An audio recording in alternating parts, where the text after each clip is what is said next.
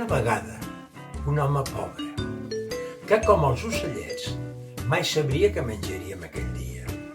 I com era de costum va anar caminant pels carrers, quan de sobte, al tombar una cantonada, va veure allà a terra un tros de pa, un rossegó de pa. El va agafar, estava dur, estava sec, el va mossegar, Déu-n'hi-do lo sec que estava. Però bé, ja tenia alguna cosa per avui. I bé, anava caminant, aviam si trobava alguna cosa més, quan de sobte va pensar si tingués alguna cosa per acompanyar aquest pa sec. Just en aquell moment, una flaire li va arribar de menjar. Va anar seguint el rastre, caminant, anar seguint, va tombar una cantonada. Hi havia una finestra d'un restaurant i allà al mig hi havia una cassola ben grossa amb mandonguilles que s'estaven coent. Caram, quina olor! Es va apropar. Oh, quina olor! Si suqués el pa amb el fum de les mandonguilles, potser agafaria l'olor. I això ho va fer. Va passar per sobre del fumet el tros de rossegó. El va ensumar, oh, quina diferència! Va tornar a passar el pa per sobre del fumet. I clar, va agafar sabor i olor a mandonguilles. Estava fent això quan l'amo del local, el feien el menjar, va sortir. Què estàs fent? M'estàs robant! Però, descarat, però què estàs fent? Ja em pots pagar el que t'has menjat.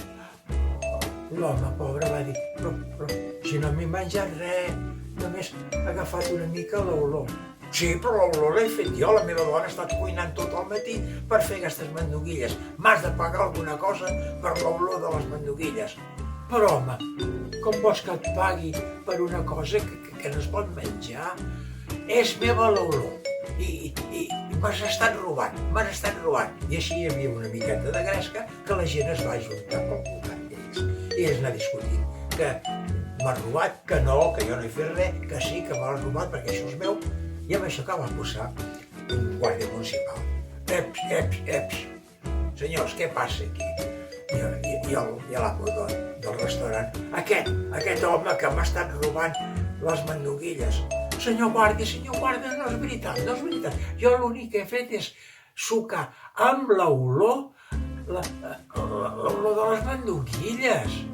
Bé, no discutim més. Acompanyi'm tots dos, que anirem a veure el jutge i ell decidirà el què.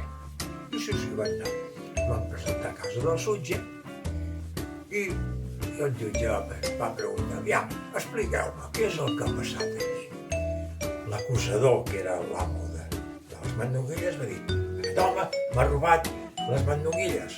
I el pobre home, no, senyor, no li feu cas, no li he robat res, no he menjat res. L'únic que he fet és passar aquest tros de pa per sobre del fumet de l'olor de les mandonguilles. Això ho he fet?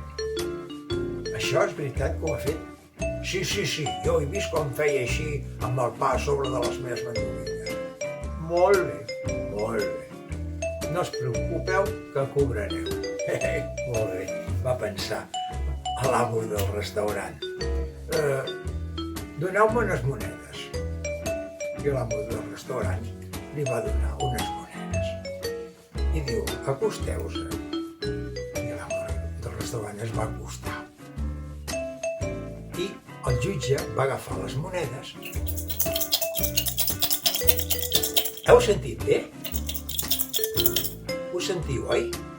Sí.